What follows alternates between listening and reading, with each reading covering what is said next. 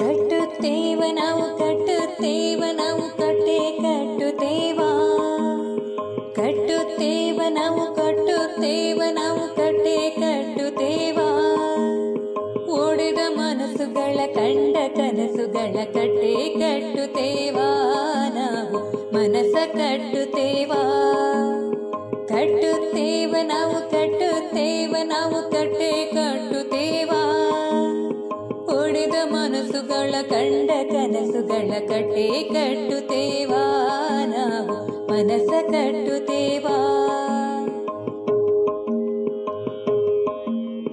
ಜಾತಿ ಇಲ್ಲದ ಭೀತಿ ಅವರು ಗಂಡರಾಗಿರುವಂತ ಗುತ್ತಿಗೆದಾರರಿಗೆ ಲಾಭ ಆಗಬೇಕು, ಕಾರ್ಮಿಕ ಸಚಿವರಿಗೆ ಲಾಭ ಆಗಬೇಕು, ಆಮೇಲೆ ಮಂಡಳಿಯಲ್ಲಿರುವಂತಹ ಅಧಿಕಾರಿಗಳಿಗೆ ಲಾಭ ಆಗಬೇಕು. ಈ ಅಧಿಕಾರಿ ಮತ್ತು ರಾಜಕಾರಣಿ ಮತ್ತು ಗುತ್ತಿಗೆದಾರರಿಂದ ಒಳ್ಳೆ ಹೊಡೆದು ಇವತ್ತು ಕಟ್ಟಡ ಕಾರ್ಮಿಕರಿಗೆ ಏನು ಕಿಟ್ ಕೊಡ್ತಾ ಇದಾರ, ಇದು ಎಷ್ಟು ಮಟ್ಟಿಗೆ ಕಳಪಿದೆ ಅಂದ್ರೆ 500ರಿಂದ 800-900 ರೂಪಾಯಿ ಅಷ್ಟೇ ಬೆಲೆ ಬಾಳುವಂಥದ್ದು ಈ ಕಟ್ಟಡ ಕಾರ್ಮಿಕರಿಗೆ ಕಿಟ್.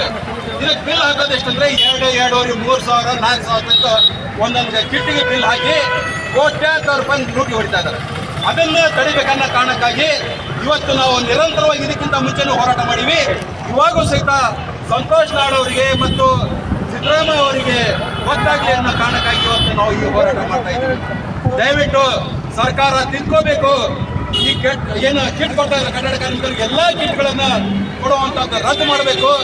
ಅದ್ರ ಜೊತೆಗೆ ಚಿಕಿತ್ಸೆ ಅನ್ನೋ ನೆಪದಲ್ಲಿ ಏನು ಕೊಳ್ಳೆ ಹೊಡಿತಾ ಇದ್ದಾರೆ ದುಡ್ಡು, ಅದು ಕೈ ಬಿಡಬೇಕು. ನಮಗೆ ಯಾವುದೇ ರೀತಿಯ 1 ದಿನ 2 ದಿನ 4 ದಿನದ ತರಬೇತಿ ಬೇಕಾಗಿಲ್ಲ. ನಿಜವಾಗಿ ಹೇಳ್ಬೇಕಂದ್ರೆ ಕಟ್ಟಡ ಕಾರ್ಮಿಕರಿಗೆ ತರಬೇತಿ ಕೊಡಬೇಕಾಗಿತ್ತು.